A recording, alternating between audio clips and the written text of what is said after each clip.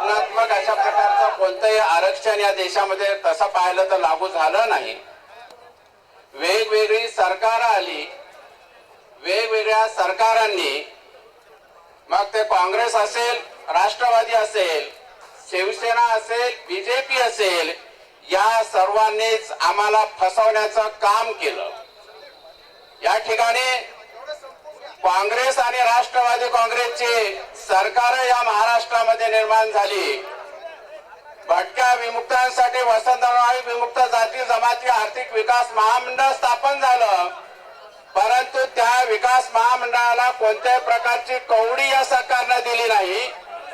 तोच कित्ता बीजेपी सेनेच्या काळामध्ये केला गेला आणि आजही तीच परिस्थिती आहे। अनेक जिल्ह्यामध्ये वसंतराव नाईक विमुक्त जाती जमाती विकास महामंडळाला त्या ठिकाणचा असणारा मॅनेजर सुद्धा नाही, ही असणारी शोकांतिका आहे। दर 5 वर्षांनी निवडणुका होतात, दर 5 वर्षांनी वेगवेगळ्या पक्षाची नेते मंडळी आमच्याकडे येतात, आमची समजावणूक करण्याचा प्रयत्न करतात। आमची समजावणूक केली की आम्ही त्याला समजतो, 5 वर्षामध्ये एक दिवसाचं काम ते करून घेतात आणि पुन्हा 5 वर्ष आम्हाला पुन्हा तशाच प्रकारची फाटबाजी ती या ठिकाणी आमची करतात।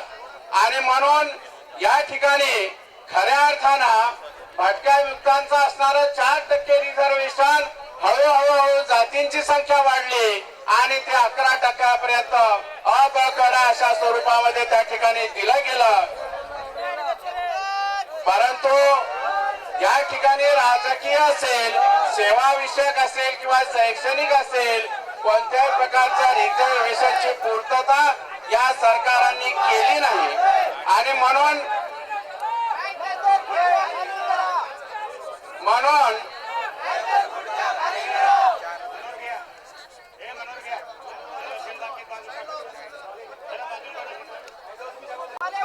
या ठिकाणी इथल्या असणाऱ्या सर्वच प्रमुख राष्ट्रीय पक्षांनी खऱ्या अर्थानं आमचा विश्वासघात केलेला आहे। आणि म्हणून या ठिकाणी कालचं जे ओबीसीचं आरक्षण आहे, केंद्र सरकार राज्य सरकारवर लोटतं आणि राज्य सरकार केंद्र सरकारवर लोटतं।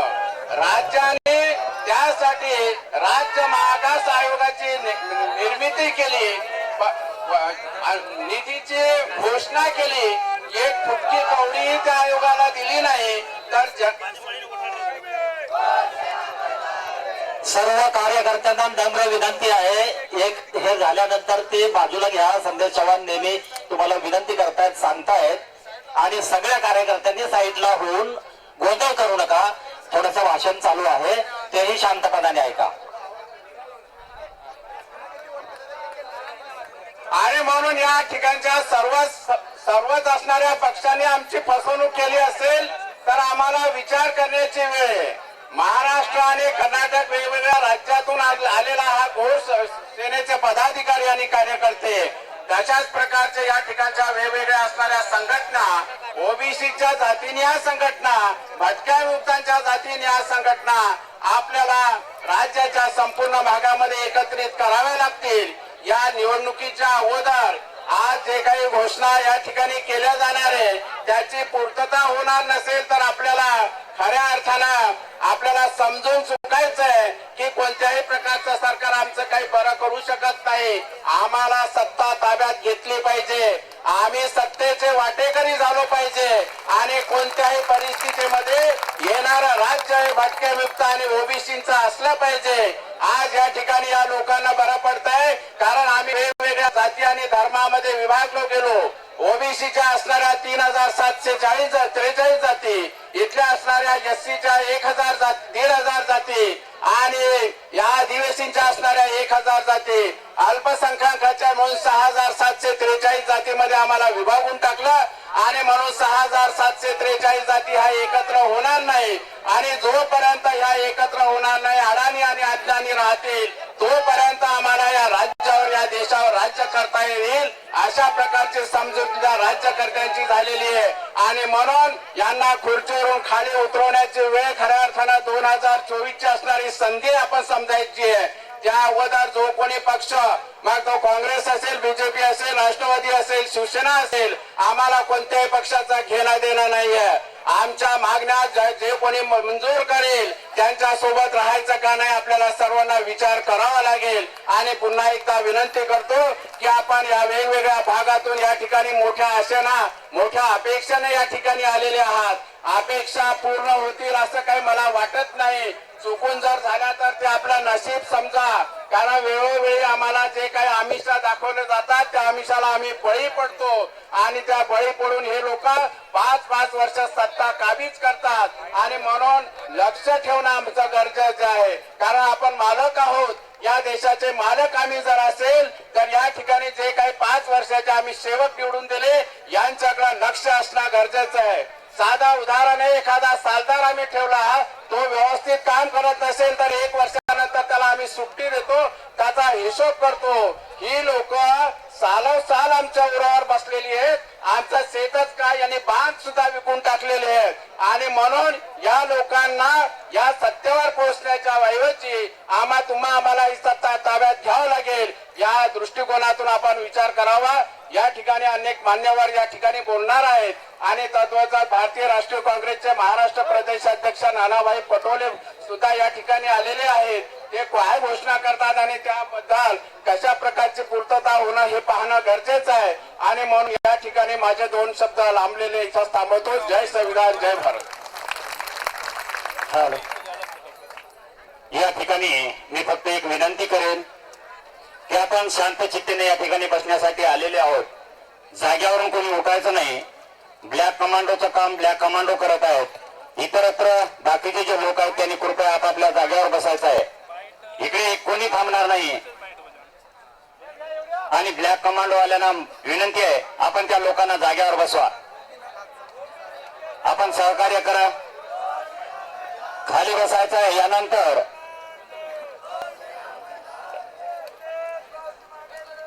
शेवटचं आणि ओके, मी शेवटची एक विनंती करतो, कृपया शांतता ठेवा. आणि आता आपल्या समोर आदरणीय प्राध्यापक संदेश भाऊ चव्हाण आपले मत व्यक्त करणार आहेत. कृपया शांत चित्तेने आपण ऐका. कल्पना न करता आपण हा संदेश ऐकायचा आहे.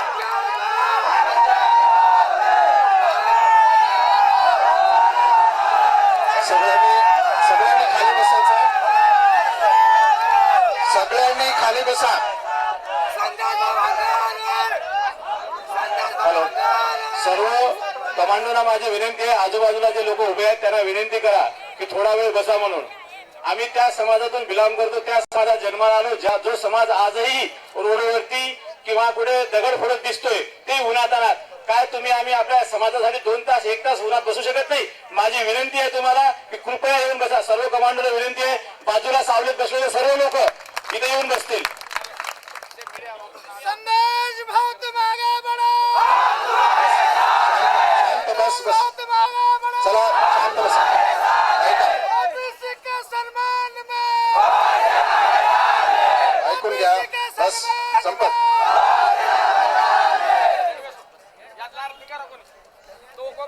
छत्रपती शिवाजी महाराज की, सद्गुरु सेवालाल महाराज की, आद्य क्रांतिकारक महात्मा ज्योतिबा फुले की, सावित्रीबाई फुले की, डॉक्टर बाबासाहेब आंबेडकर की, शाहू महाराज की. ओबीसी के सम्मान में, भटके मुक्त के सम्मान में, जाति न्याय जनगणना, जाति न्याय जनगणना, ओबीसीचं राजकीय आरक्षण अबाधित ठेवलंच पाहिजे. या ठिकाणी आज आपल्या या क्रांतिकारी विराट मोर्चामध्ये सहभागी झालेले महाराष्ट्र काँग्रेस कमिटीचे अध्यक्ष माननीय नानाभाऊ पटोले साहेब, त्यासोबत आमचे सगळे सहकारी अनिल साळुंके साहेब, दीनानाथजी वाघमारे साहेब, आमचे राऊत आबा, कालापाड साहेब आणि आमचे सगळे सहकारी बंधू आणि भगिनींनो, आज या ठिकाणी आपण क्रांतिकारी विराट मोर्चा असं नाव या ठिकाणी आपण दिलेलं आहे. अनेक लोकांना प्रश्न पडला असेल की क्रांतिकारी नाव या आंदोलनाला का दिलं.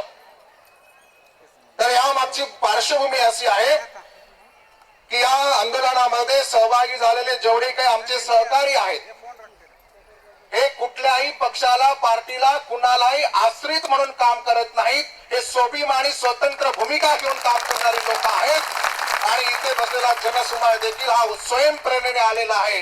कुणाचा आश्रित म्हणून किंवा पैसे देऊन इथे कोणाला आम्ही आणलेला नाहीये.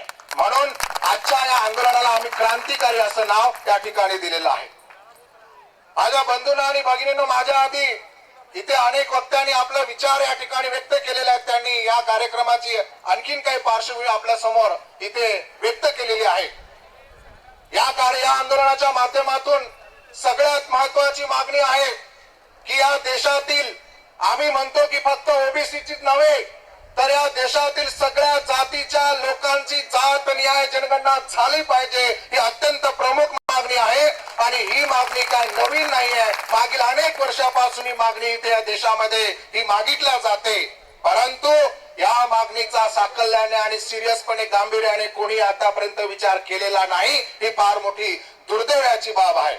माझ्या बंधूंना आणि भगिनींनो, आपल्याला माहित आहे की या देशामध्ये जनावरांची गणना केली जाते, पशु पक्ष्यांची गणना केली जाते. पण या देशाला ज्यांनी सुजलाम सुफलाम बनवला, या देशाच्या विकासामध्ये ज्यांनी आपलं स्वतःचं रक्त सांडलंय, असल्या आम्हा लोकांची जनगणना या ठिकाणी का होत नाही, हा फार मोठा प्रश्न आज आपल्या समोर आहे.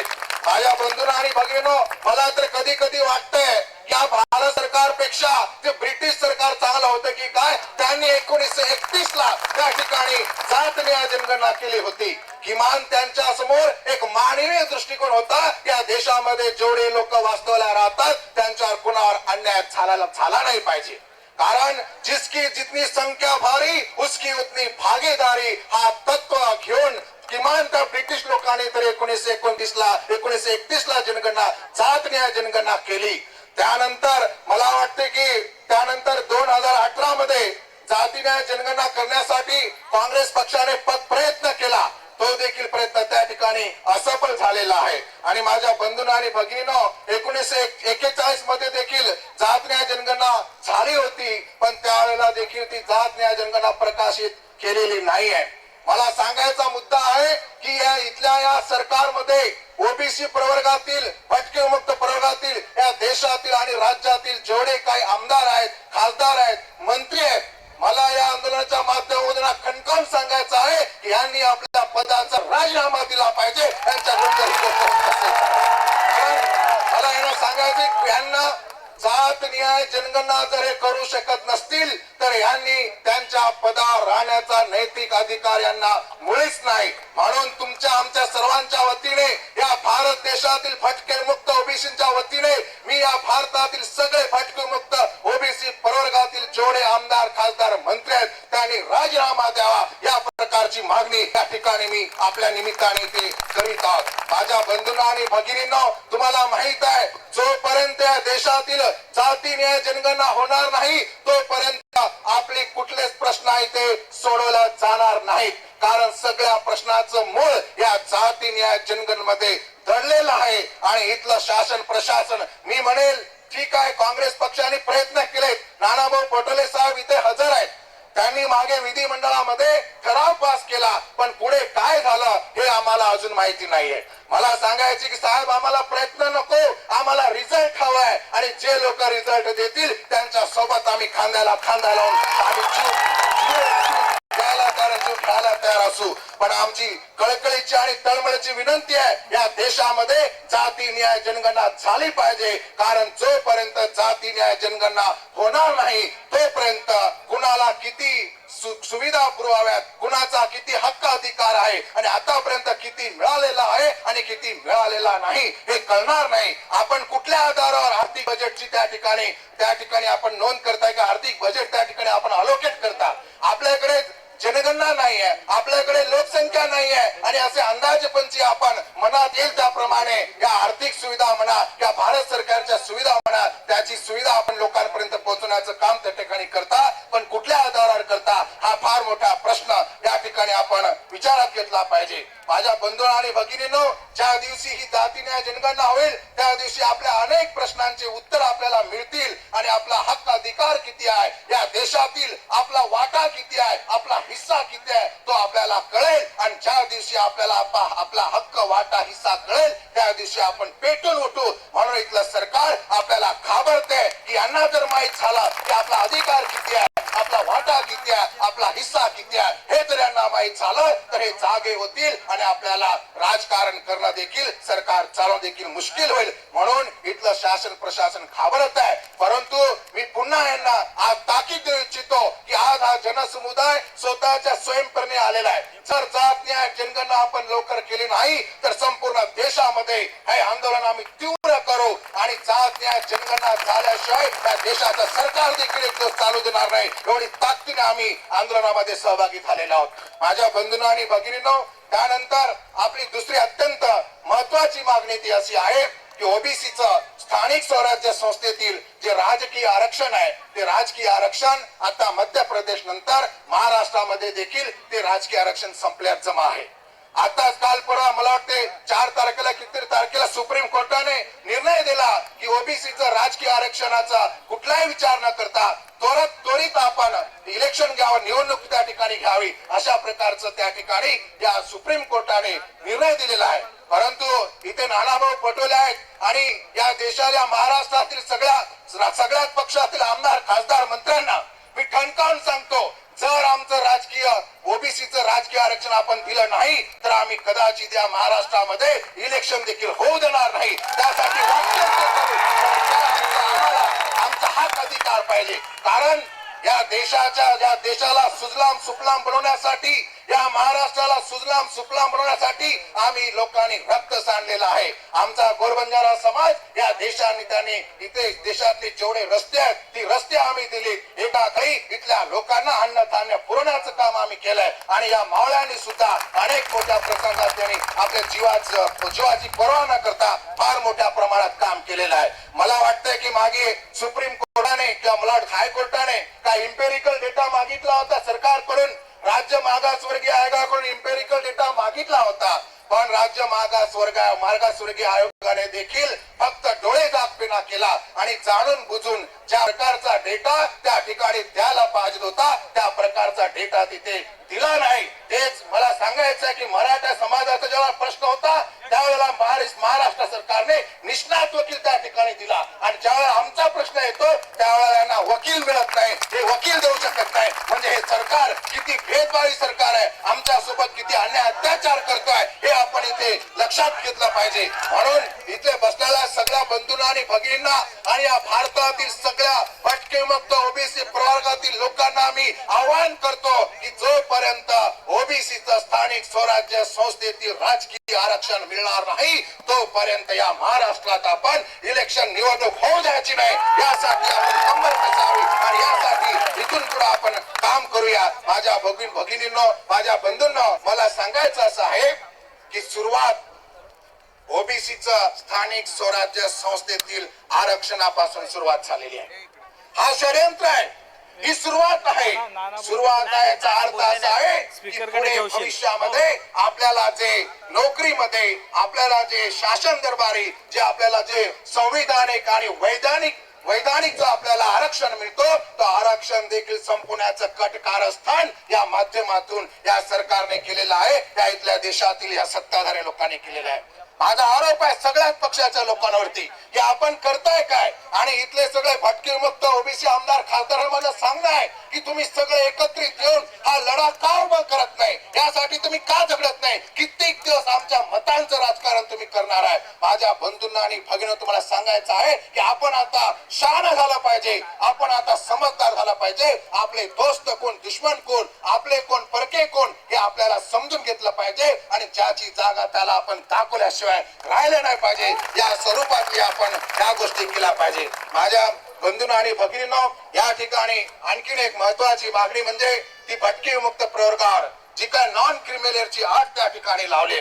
साहेब, या अटीमुळे आमच्या कितीतरी विद्यार्थ्यांचं वर्ष नुकसान होतं, वेळेवर कागदपत्र मिळत नाही आणि या माध्यमातून खऱ्या अर्थाने सांगायचा मुद्दा हा होता की या माध्यमातून आपल्या समाजाचं जी ट्राईब म्हणून जी ओळख होती, ट्राईब म्हणून जे स्टेटस होतं, ते स्टेटस संपवण्याचं काम या ठिकाणी नॉन क्रिमिनलची अट लावून इथे आम्हाला त्याच्यातून बाहेर काढण्याचा प्रयत्न इथे झालेला आहे.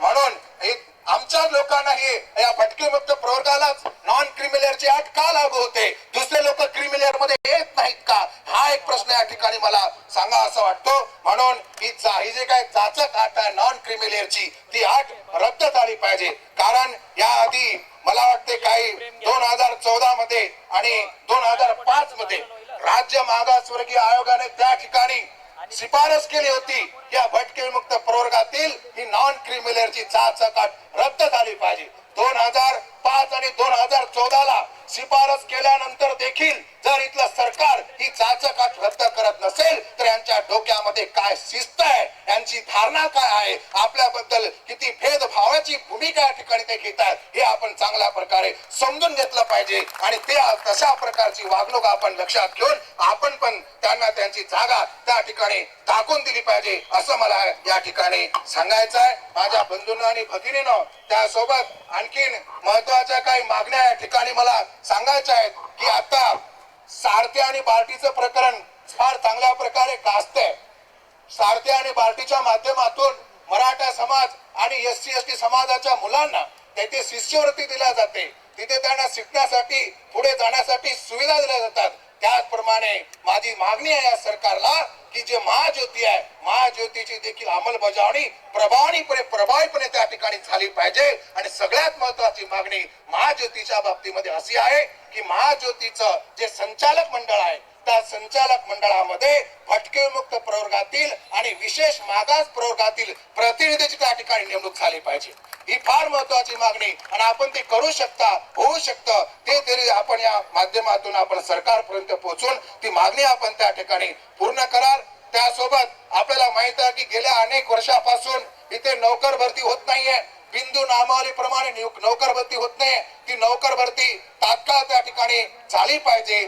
जुनी पेन्शन योजना त्या ठिकाणी लागू झाली पाहिजे. आणि सगळ्यात महत्वाचा मुद्दा आमचे डॉक्टर अरविंद साळुंखे यांनी सांगितलं की विजय प्रोग्राममध्ये मागे जो काही रक्त नाते संबंधीचा GR पास केला होता, त्या GR चा दुरुपयोग करून हजारो लोकांनी आमच्या या प्रवर्गामध्ये जे की ओरिजिनली भटकेमुक्त प्रवर्गात येत नाहीत, त्यामध्ये राजपूत भामटा समाज असेल, त्यामध्ये छप्परबंद समाज असेल, यांनी पैशाच्या जोरावरती राजकीय लोकांना जवळ धरून आमच्या या प्रवर्गामध्ये घुसखोरी करून आमच्या हजारो मुलांचं आयुष्याची त्यांनी खेळ खेळलेला आहे. या वर्षाचा फक्त एक आकडा सांगतो साहेब तुम्हाला की या वर्षामध्ये MBBS च्या ऍडमिशन साठी किमान 350 लोक बोगस प्रमाणपत्र घेऊन आमच्या मुलांचं आयुष्य बर्बाद केलेलं आहे.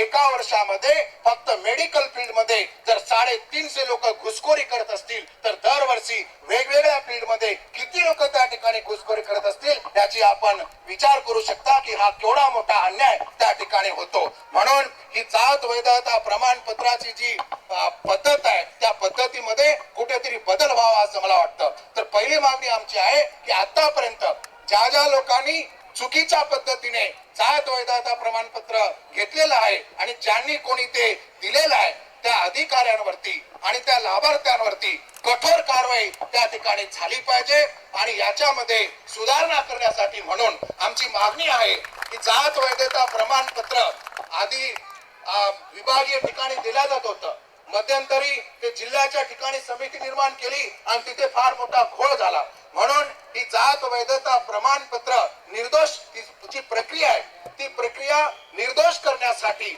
माझी विनंती आहे सरकारला की जात वैधता प्रमाणपत्राचं अर्ज ऍप्लिकेशन ते जिल्ह्याच्या ठिकाणी व्हावं आणि विभागीय पातळीवरती ते जात वैधता प्रमाणपत्र तिथे दिल्या गेलं पाहिजे. आणि विभागीय पातळीवर ती जात पडताळणी समिती जी आहे त्या समितीमध्ये भटकेमुक्त प्रवर्गातील OBC प्रवर्गातील लोकांची त्या ठिकाणी त्या समितीवर तिथे निवड झाली पाहिजे.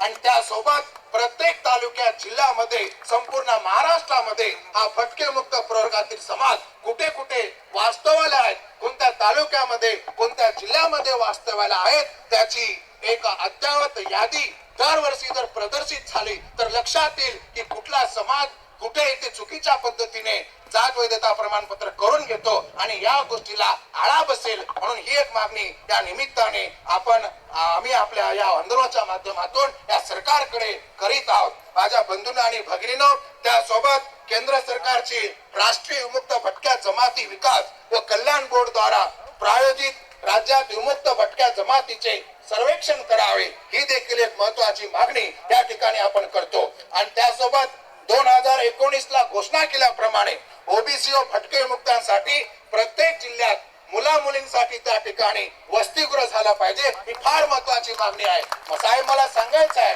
की आज समाज कल्याण खात्यामार्फत जिल्ह्याच्या ठिकाणी जे काही वसतिगृह तिथे चालवल्या जातात तिथे फक्त आमच्या भटके विमुक्तांना फक्त 100 पैकी 2 किंवा 3 विद्यार्थी, फक्त 4% आरक्षित जागा त्या ठिकाणी आहेत आणि बाकी जवळपास 96% जागा ह्या फक्त एससी आणि एसटी साठी आहेत. मला आपल्याला नम्र निवेदन करायचं आहे, त्या सरकारांना नम्र निवेदन करायचं आहे की फक्त 4% आम्ही कुठला पाप केलाय, आम्ही कुठला गुन्हा केलाय की आमच्या सोबत अशी वर्तणूक हे सरकार इथे करत आहे. म्हणून मला आपल्या माध्यमातून या सरकारला सांगायचं आहे आणि त्यांना विनंती करायची आहे की प्रत्येक जिल्ह्याच्या ठिकाणी 2019 ला ज्याप्रमाणे घोषणा केली होती त्याप्रमाणे प्रत्येक जिल्ह्याच्या ठिकाणी भटकेमुक्त मुला मुलींसाठी तिथे वसतिगृह असावी अशी मागणी या ठिकाणी करतो. आणि जाता जाता पुन्हा एकदा मी ठणकावून सांगू इच्छितो की एकदा सांगून टाका, या देशातील सगळ्या भटक्या विमुक्त प्रवर्गातील जेवढे आमदार खासदार मंत्री आहेत यांनी सांगून टाका की आमच्याने काय होत नाही, मग आम्ही बघू आम्हाला काय करायचं, तुमची जागा आम्ही तुम्हाला दाखवून देऊ. कित्येक दिवस आमच्याशी खेळ खेळला जातं, कित्येक दिवस आमच्या अन्याय अत्याचार ठिकाणी केला जातो. म्हणून पुन्हा एकदा या सगळ्या भटके विमुक्त ओबीसी प्रवर्गातील सगळे आमदार खासदार मंत्र्यांना नैतिक अधिकार नाही की त्यांनी त्या पदावर तिथे काम केलं पाहिजे, त्यांनी राजीनामा द्यावा, नाहीतर आमच्या मागण्या त्या ठिकाणी पूर्ण करावा. आमच्या मतदानासोबत त्यांनी फक्त आमच्या मतदानाचा दुरुपयोग त्यांनी करू नये अशा प्रकारच्या सगळ्या मागण्या आपल्या सगळ्यांच्या वतीने इथे नानाभाऊ पटोले साहेबांसमोर मी व्यक्त करतो. आणि पुन्हा एकदा इथे सगळे जे लोक स्वयंप्रेरित आले त्यांना देखील मी धन्यवाद देऊन माझे 2 शब्द संपवतो. जय हिंद, जय महाराष्ट्र, जय मानवता, जय संविधान, जय विज्ञान. ओबीसी के सम्मान में, भटके मुक्त के सम्मान में जातीय जनगणना, जातीय जनगणना, ओबीसीचं स्थानिक स्वराज्य संस्थेतील राजकीय आरक्षण, ओबीसीचं स्थानिक स्वराज्य संस्थेतील राजकीय आरक्षण, चुकीच्या पद्धतीने जात वैधता प्रमाणपत्र बंद झालेच पाहिजे. जय हिंद, जय सेवालाल, जय महाराष्ट्र.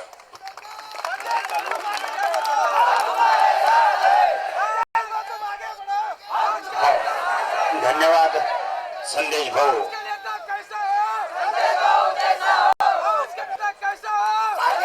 म्हणून या ठिकाणी आदरणीय संदेश भाऊ चव्हाण यांनी आपल्या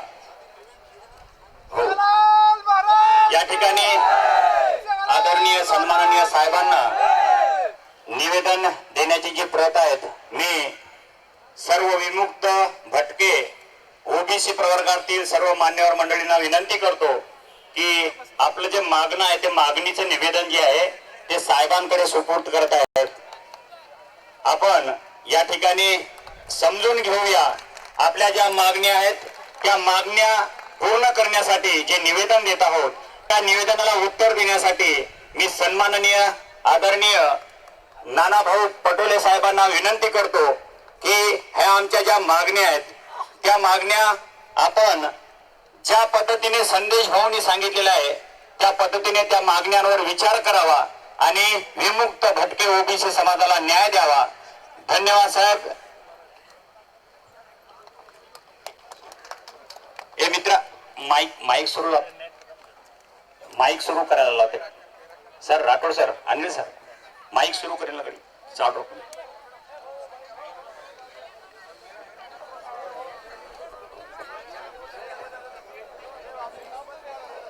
हॅलो हॅलो.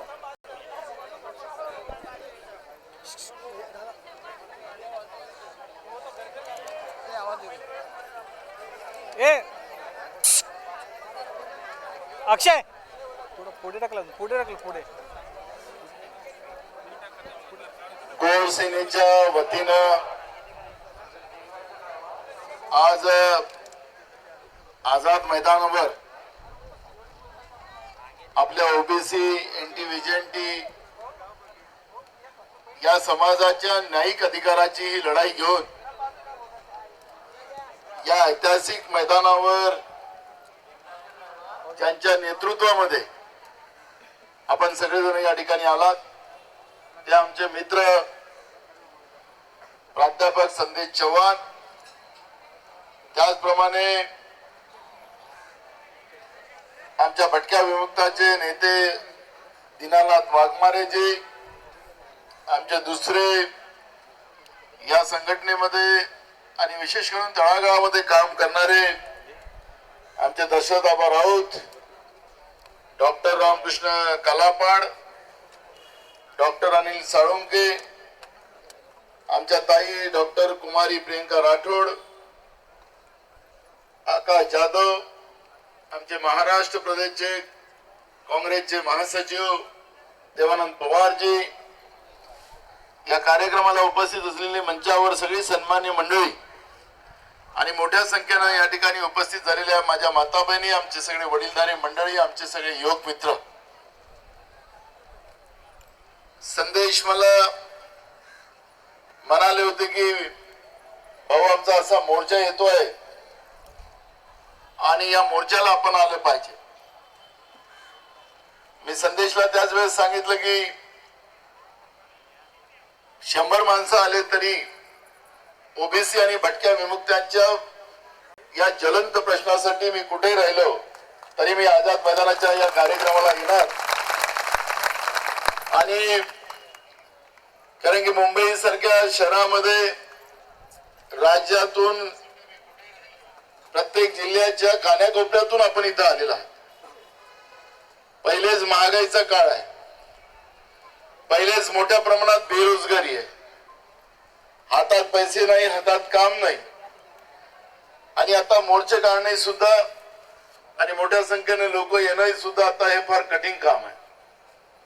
तरी संदेश भाऊच्या नेतृत्वात आपण एवढ्या मोठ्या संख्येने या ठिकाणी आलात आणि आपल्या समाजाचे अनेक वर्षाचे ज्वलंत प्रश्न मार्गी निघावेत यासाठी आपण इथं एकत्रित आलात. आणि निश्चितपणे जे प्रश्न मांडण्यासाठी इथं आलात, कारण की ही युद्ध तुमचं जे आहे त्या युद्धातलाच मी एक कार्यकर्ता आहे. मी पण अनेक वर्ष कॉलेज जीवनापासून ओबीसी आणि भटक्या समाजाचा याच प्रश्नासाठी अनेक वर्ष भांडतोय. आणि म्हणून हे भांडत भांडत मी महाराष्ट्राच्या विधानसभेचा अध्यक्ष झालो. आणि जेव्हा विधानसभेच्या एका संविधानिक पदावर मी जेव्हा बसलो, डॉक्टर कालापाड साहेब, हे तुमच्यासाठी मी विशेष म्हणतो, तुमचं भाषण होतं म्हणून तुम्हाला सांग, मी जेव्हा संविधानिक या पदावर जेव्हा विधानसभेचा अध्यक्ष झालो, आपल्याला लक्षात असेल की महाराष्ट्राच्या विधानसभेत असो की लोकसभेत असो की देशातल्या सगळ्या विधानसभेत असो की विधानसभा अध्यक्ष हा कधी ठराव आणत नाही. सत्ता पक्षाचा ठराव येतो, विरोधी पक्षाचा ठराव येतो आणि विधानसभेचा अध्यक्ष त्याला वाचतो आणि त्याच्यावरची चर्चा करते आणि मतदार मग व्हायचं बहुमत, व्हायचं बंद, तुम्ही टीव्ही मध्ये पाहता त्याप्रमाणे चित्र राहत. पण तुमच्यासारखं अनेक वर्ष आंदोलन आमच्या भगिनी असतील, आमच्या आया असतील, आमच्या लहान मुलं असतील, आमच्या कॉलेजमध्ये शिकणाऱ्या मुलं मुली असतील, ज्या पद्धतीने रस्त्यावर लढाई लढता लढता जेव्हा तिथं मी पोहोचलो तर स्वतः विधानसभेचा अध्यक्ष म्हणून मी जनगणनेचा ठराव मी स्वतः आणला आणि महाराष्ट्राच्या नव्हे तर देशाच्या इतिहासामध्ये सांगितलं की जनतेचे प्रश्न सुद्धा विधानसभेचा अध्यक्ष म्हणून मांडू शकतो. आणि हे माझ्या बहुजनांचा प्रश्न आहे. एकीकडे जनावरांची जनगणना होते, कुत्र्या मांजराची जनगणना होते, पण माझ्या या असंख्य भाऊ भगिनीच्या आणि माझ्या बंधूंच्या जे प्रश्न आहेत, या प्रश्नाच्या बद्दलची जी जातीनिहाय जनगणना व्हावी ती जनगणना होत नाही. आणि म्हणून मी स्वतः ठराव आणला आणि त्या ठरावाला विधानसभेमध्ये चर्चेचा विषय आला होता, पण अनेकांना वाटलं की हे इटकू शकत नाही ना उकळू शकत नाही, आणि मग सगळ्यांनी एकमताने तो ठराव पारित केला. आता तो ठराव पारित तर झाला, पण ठराव पारित झाल्यानंतर मार्च महिन्यात मी, कारण की पहिलंच अधिवेशन होतं महाराष्ट्र विधानसभेचं मी अध्यक्ष असताना, आणि आपल्याला लक्षात असेल की जसं मगाशी संदेश भाऊ सांगत होते त्याप्रमाणे 2031 मध्ये आपली जनगणना झाली. इंग्रज काळामध्ये ही परंपरा सुरू झाली. तर 10 वर्षांनी आपल्या देशामध्ये आपण जातीनिहाय जनगणना करतो, म्हणजे आपल्या देशाची जनगणना होते दर वर्षाला. आता जनगणना होतं ते कोणाचे होते? शेड्यूल कास्ट आणि शेड्यूल ट्राईब या 2 जातींची जातीनिहाय जनगणना होते. म्हणजे त्यांच्या संख्या किती आहे ते मोजली जाते, त्यांची अवस्था काय ती मोजली जाते. पण आपल्या बाकी ओबीसी, एनटी, व्हीजेटी आणि बाकी जमातीच्या कुठलीही जनगणना केली जात नाही. आणि आपलं संविधान जे म्हणतात, डॉक्टर बाबासाहेब आंबेडकरांनी आपल्याला जे संविधान दिलं, या संविधानामध्ये असं म्हटलं गेलेलं आहे की ज्या समाजाची आर्थिक, सामाजिक, शैक्षणिक ही परिस्थिती गंभीर असेल त्या समाजाला केंद्र आणि राज्य सरकारने ती ताकद दिली पाहिजे, म्हणजे शेवटच्या माणसाला मुख्य प्रवाहात आणलं पाहिजे, ही सरकारची जबाबदारी आहे. अशा पद्धतीचं डॉक्टर बाबासाहेब आंबेडकरांनी संविधानामध्ये व्यवस्था केली. आपल्या लक्षात असेल की मग त्याच्यानंतर कोरोना आला. जसं 2031 मध्ये तुम्ही म्हणालात मगाशी संदेश भाऊ, त्याप्रमाणे 31च्या नंतर जनगणना का झाली नाही, तर त्यावेळेस महायुद्ध सुरू झालं, आणि महायुद्ध सुरू झाल्यामुळे 2041 मध्ये आपल्याला जनगणना होऊ शकली नाही.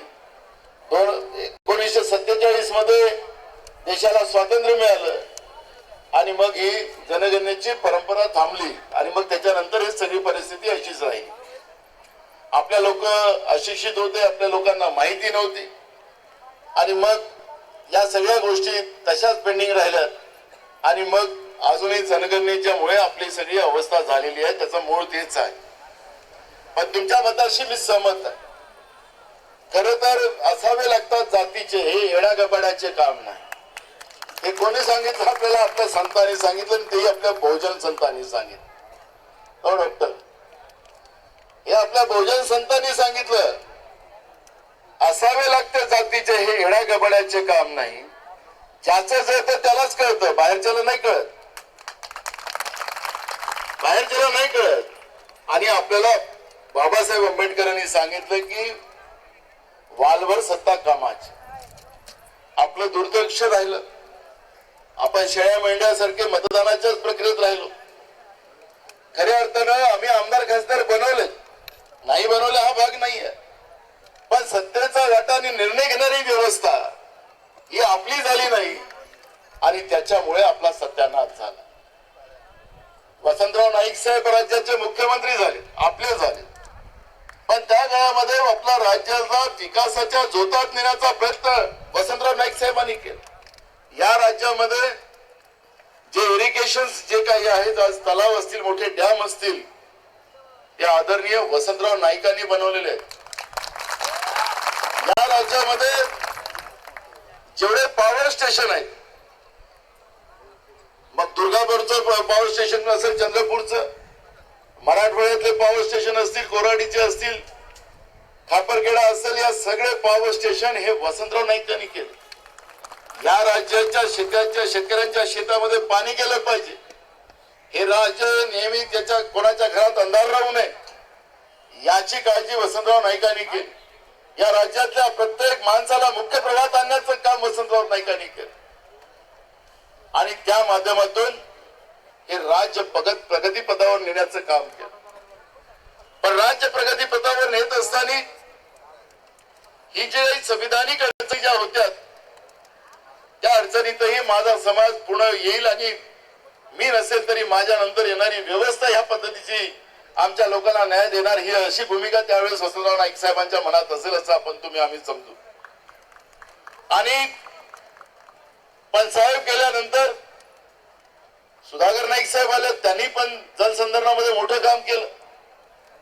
जेव्हा जेव्हा आपली लोक सत्तेत आली, त्यांनी सगळ्यांचा विचार केला, या राज्याचा विचार केला, पण आपली लोक गेली तर त्यांनी राज्याचा नाही स्वतःचा विचार केला आणि म्हणून आमच्या समाजाची दुर्गती झाली. हे आम्हाला कळलं पाहिजे. खरं तर आता आपल्याजवळ वेळ आहे, वेळ गेला असं मी म्हणणार नाही. आज तुम्हाला सांगतो, वेळ याच्यासाठी सांगतो की देशामध्ये मोठ्या प्रमाणात महागाईच्या झोतामध्ये आपण सगळेजण रोज त्या आगीमध्ये जळतोय. महागाईमध्ये आज कोणी वाचत नाही, रोज महागाई वाढत चालली. आज देशामध्ये शिकलेले, कारण की इथं आलेली सगळ्यात जास्त संख्या ती आमच्या तरुणांची आहे. आज 45 कोटी तरुणांनी आणि तरुणांनी नोकरीची आस सोडली. नोकऱ्या मिळणार नाही अशी परिस्थिती आज देशामध्ये निर्माण झाली. 45 कोटी युवकांनी युवतींनी आता नोकरीची आस सोडली. जवळपास 2.5 कोटी नोकऱ्या आता मिळणार नाही अशा पद्धतीची व्यवस्था, लॅब्स नोकऱ्या करून टाकली. आणि त्याच्यामुळे पुढचा काळ जो आपल्या भोजनासाठी फार त्रासदायक आहे. हा काही फार सोपा आहे असं नाही. मगाशी एका पोराने म्हणाला हे कोणी केली. मी खासदार होतो लोकसभेत, खासदारकीचा राजीनामा या डॉक्टर बाबासाहेब आंबेडकरांच्या नंतर माझ्या जनतेला न्याय मिळत नाही असं म्हणून मंत्रिपदाचा राजीनामा डॉक्टर बाबासाहेब आंबेडकरांनी दिला. त्याच्यानंतर नाना पटोलेंनी जीएसटी, नोटबंदी आणि माझ्या समाजाला केंद्रातलं मोदीचं सरकार बर्बाद करायला निघालं म्हणून खासदारकीचा राजीनामा देणारा नाना पटोले हाच आहे. खुर्चीची नाही, माझ्या जनतेची काळजी असणारा व्यक्ती आहे. संदेश मला बोलवायला याच्यासाठी नाही आला. मी काँग्रेस पक्षाचा महाराष्ट्राचा अध्यक्ष आहे म्हणून हा बहुजनांची लढाई लढणारा, शेतकरी शेतमजुरांची लढाई लढणारा हा नाना पटोले आहे म्हणून इथं त्यांनी बोलावलं. आणि म्हणून मी तुम्हाला सांगतो विश्वासानं, पुढचा महाराष्ट्र आपण घडवू. आमचा शेतात काम करणारा माणूस, शेतमजुरी करणारा माणूस, आमचा तरुण, आमच्या बहुजनांच्या तरुणांच्या भरोश्यावर पुढचा महाराष्ट्र घडवण्याचा संकल्प. आम्ही मागणारी जमात नाही, आम्ही देणारी जमात बनण्याची व्यवस्था तुम्हा आम्हाला करावी लागणार आहे. आणि जेव्हा आम्ही देणारी जमात बनायचं स्वप्न बघू, कारण मागल्याने मिळणार नाही. कारण की आमची संख्या जास्त आहे. मगाशी दशरथ म्हणाले, आपले संदेश म्हणाले त्याप्रमाणे ज्याची संख्या जास्त आहे तर त्याची भागीदारी जास्त असली पाहिजे. आज आमची संख्या जास्त असताना आम्ही मागणाऱ्या व्यवस्थेमध्ये असू तर या व्यवस्थेला बदलवण्याचा संकल्प या आझाद मैदानातून आम्ही केला पाहिजे. मी आपल्याला एवढंच सांगतो, हे सरकार 3 पक्षाचं आहे. मी आता 21 तारखेला परवा संदेश जेव्हा आला होता माझ्याकडे, त्यांनी जे निवेदन दिलं होतं या निवेदनावरच मी 21 तारखेला मीटिंग, प्रधान सचिव, मंत्री या सगळ्यांची आम्ही एक मीटिंग लावलेली आहे. आणि जेवढे प्रश्न आपण या ठिकाणी दिलेले आहेत या प्रश्नावर 21 तारखेला मीटिंग आपण लावलेली आहे. आणि त्याच्यामध्ये किती प्रश्न निकाली निघतील हाही प्रश्न तुमच्या आमच्या समोर आहे. मी आपल्याला एवढंच सांगतो, हे सगळं दुःख बाई जवळून पाहिलेलं आहे म्हणून खुर्चीवर बसलं तर त्याच्यामध्ये, कारण की लोक खुर्चीवर बसले की आपलं लोक विसरतात, पहिले आपलं पाहतात. पण नाना पटोले विधानसभेच्या अध्यक्ष खुर्चीवर बसल्यानंतर आपल्या समाजाला विसरला नाही. तिथे जनगणनेचा मुद्दा मांडून हे भूमिका स्पष्ट केली की मी त्यांच्यामुळे त्यांना न्याय मिळाला पाहिजे ही भूमिका ठेवण्याचं काम आपण केलं. आणि म्हणून मी तुम्हाला सांगतो की 21 तारखेला आपण ही मीटिंग लावलेली आहे. या मीटिंग मध्ये जास्तीत जास्त प्रश्न सुटले पाहिजेत. राहिलं सामाजिक, जे आता आपलं राजकीय आरक्षणाचा जो महत्वाचा मुद्दा आहे त्याच्यामध्ये आपल्याला चुकीचं फिडिंग होत आहे. आपल्याला लक्षात असेल की राज्यामध्ये 2014 मध्ये फडणवीस साहेबांचं सरकार आलं. 2017 मध्ये नागपूर जिल्हा परिषदची निवडणूक लागली. आणि या निवडणुकीमध्ये आपल्याला लक्षात असेल की आता कोरोनामध्ये निवडणुका झाल्या नाहीत. कोरोनामध्ये निवडणुका झाल्या नाही. जिल्हा परिषद असतील, पंचायत समिती असतील, नगरपालिका असतील, महानगरपालिका असतील, ग्रामपंचायत असेल, तिथं प्रशासक बसवला गेला. त्याची मुदत संपल्यानंतर बसला की नाही प्रशासक सगळीकडे. ग्रामपंचायत असेल तर ग्रामसेवक बसला, नगरपालिका असेल तर सीओ बसला. तिथं आपण पाहिलं ना सगळीकडे. पण या सन्माननीय फडणवीस साहेबांना नागपूर जिल्हा परिषदची निवडणूक 2017 मध्ये लागली तर 2 वर्ष मुख्यमंत्रीचा पदाचा दुरुपयोग करून 2 वर्ष निवडणूकच लागू दिली. मग बाकीच्या जिल्हा परिषदवाल्यांच्या निवडणुका लागल्या. मग त्याच्यात वाशिम असेल, नंदुरबार असेल, पालघर असेल, भंडारा गोंदिया असेल, या निवडणुका या जिल्हा परिषदा कोर्टात गेल्या की जसं नागपूर जिल्हा परिषदला मुदतवाढ मिळाली तशी आम्हाला मुदतवाढ मिळेल म्हणून हे गेले कोर्टात. आणि हे प्रकरण जेव्हा ओबीसीचं आरक्षणाचं जेव्हा कोर्टात गेलं तर कोर्टाने आपल्याला विचारलं शासनाला की तुमची संख्या किती आहे. समजा त्यावेळेस या सन्माननीय फडणवीसांनी नागपूरची जिल्हा परिषद निवडणूक घेतली असती आणि हे कोर्टात प्रकरण गेलंच नसतं तर आज नुसत्या महाराष्ट्रामध्ये आग लागली नाही आपल्या ओबीसी व्हिजएनटीला. देशातल्या ओबीसी समाजाचं राजकीय सामाजिक आरक्षण कमी करायचा निर्णय मान्य सुप्रीम कोर्टाने दिला. मग त्याची जळ कोण? याची जळ कोण आपल्या ओबीसीचं आरक्षण संपवण्याची? फडणवीस सरकार ना. आता केंद्राजवळ डाटा आहे, केंद्र सरकारजवळ डाटा आहे. जेव्हा मनमोहन सिंग साहेबांचं सरकार झालं त्यावेळेस लोकसभेमध्ये मोदी सरकारने सांगितलं की तो डाटा बरोबर आहे, फक्त 2% डाटा चुकीचा आहे.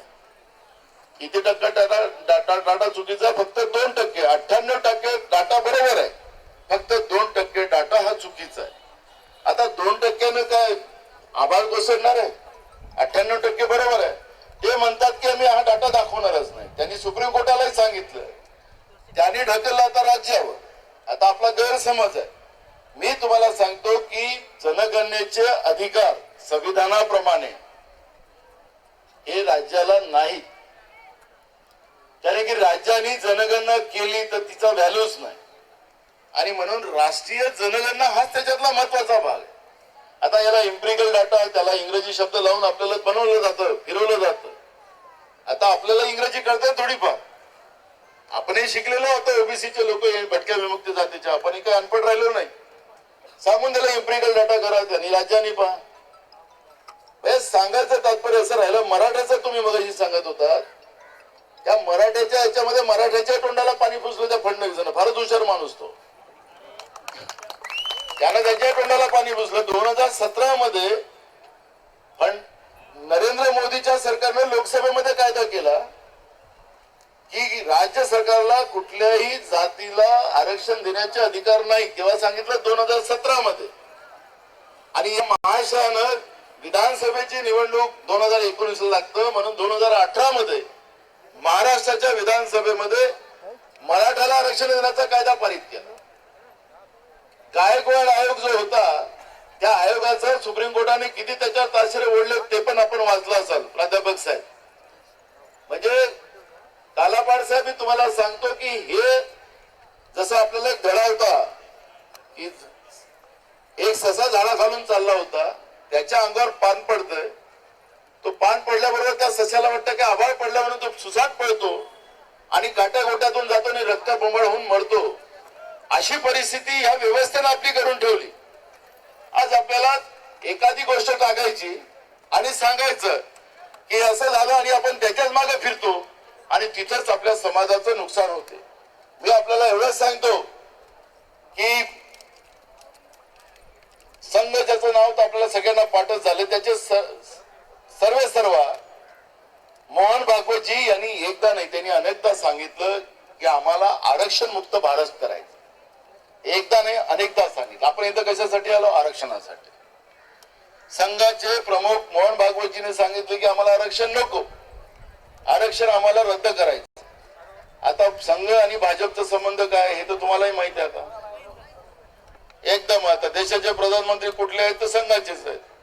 मग आता संघाचे प्रमुख मोहन भागवत सांगत असतील की आमचा आरक्षणाला विरोध आहे, एकदा नाही अनेकदा सांगितलं, तर भाजपची नीती आरक्षणाच्या प्रती राहू शकते. माझी आपल्याला एवढीच विनंती आहे की संविधानिक व्यवस्थेतले सगळे अधिकार आपल्याला पाहिजे आणि बहुजनातली नेतृत्व लिडरशिप आपण जिथपर्यंत निर्माण करत नाही तिथपर्यंत आपल्याला आपला न्याय मिळू शकत नाही. आणि म्हणून मी आपल्याला सांगतो की उद्या 21 तारखेला जेवढे काही प्रश्न या राज्याच्या सरकारकडून सोडवायचे तेवढे सोडू संदेश आपण या, पण पूर्ण प्रश्नाला न्याय मिळेल अशी अपेक्षा मी पण मान्य करत नाही.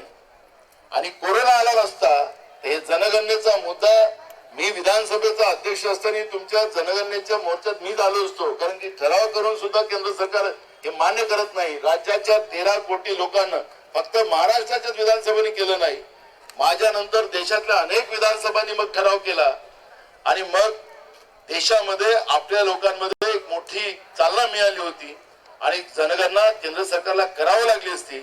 पण कोरोना नंतर काय अवस्था झाली तुमची आमची, आमच्यातले अनेक लोक त्याच्यामध्ये मृत्युमुखी पडले आणि फार वाईट दिवस आपले त्या काळातले गेले. आणि म्हणून मी आपल्याला सगळ्यांना सांगतो की ही सामाजिक लढाई आहे, ही राजकीय लढाई नाहीये. पण सामाजिक लढाईच्या बरोबर आपल्याला आपल्या बहुजनांनाही सत्तेमध्ये यावं लागणार आणि सत्तेमध्ये येऊनच आपल्या लोकांना न्याय मिळू शकतं. आणि ते या पिंडाचे असावेत. नाही तर अनेक लोक आपल्या सत्तेमध्ये येतात आणि आल्यानंतर आपला पिंड विसरतात. आपला पिंड म्हणजे तुम्ही, म्हणजे मी नाही. आमचा पिंड म्हणजे आमचा समाज जो न्यायाची प्रतीक्षा करतोय. त्या पिंडाला आठवण ठेवणारी माणसं लोकसभेत आणि विधानसभेत आम्ही पाठवली तर खऱ्या अर्थानं आम्हाला न्याय मिळू शकतो. आणि म्हणून मी आपल्या सगळ्यांना सांगतो की लढाई आता सुरुवात झालेली आहे. हे सुरुवात आहे. मी तुम्हाला सांगतो आता शेवटच्या टप्प्यात आपण ही लढाई जिंकू. आमची जातीनिहाय जनगणना होणार. आम्ही मागणारे नाही. जसं नाईक साहेबांचं मी मगाशी उदाहरण दिलं की नाईक साहेबांनी या राज्याला दिलं, या राज्यालाच नाही तर या देशाला दिलं. हरित क्रांतीचे जनक कोण? वसंतराव नाईक. आज अन्नधान्य कोणामुळे, अगर त्यावेळेस वसंतराव नाईक साहेबांनी या देशामध्ये हरित क्रांती आली नसती तर आपण तो अमेरिकेचं डुकरं खातातले मिलो खात बसलो असतो ना.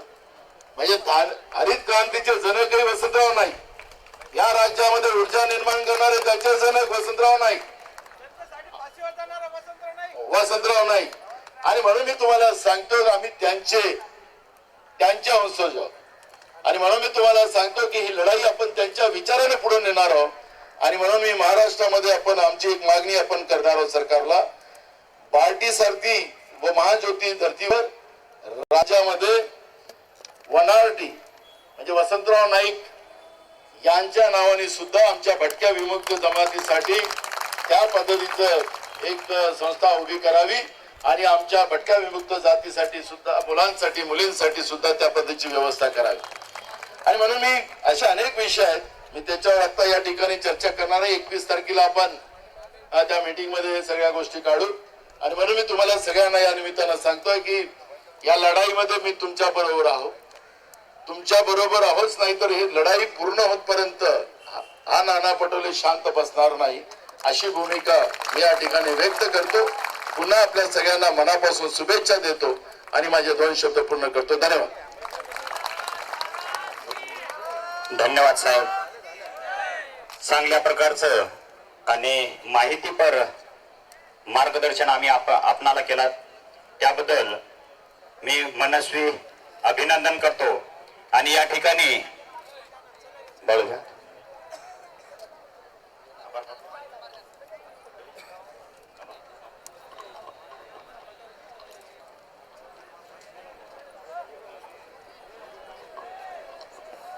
मंगल भाऊ चव्हाण यांचं स्वागत करण्यासाठी मी उल्हास जाधव यांना विनंती करतो की मंगल भाऊ चव्हाण साहेबांचं आपण स्वागत करावं.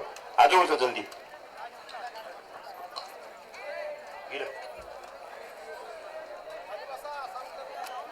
मंगल भाऊ सदेश भाई भाषण ले ये ठिकाणे पर कर्नाटक स्टेट भाऊ राठोड यांना विनंती आहे की आपण आपले 2 शब्द या ठिकाणी कमीत कमी शब्दात मांडावेत. हेलो सेना विनंतीचा कोई जागे परती उठो मत. आपण तडकेमय लोकसा तडके सारू चमक्यावाळे लोकशेनी आणि होतो धाट्यावाळे लोकशेनी तमिळ सेवाला वाचताच सेट भेट जाओ बेटा बेटा से कोई उठेर छे बेटा बेटा से एक जन दिखे मर्यादा छे कोई बेटा बेटा से बेटा बेटा सारे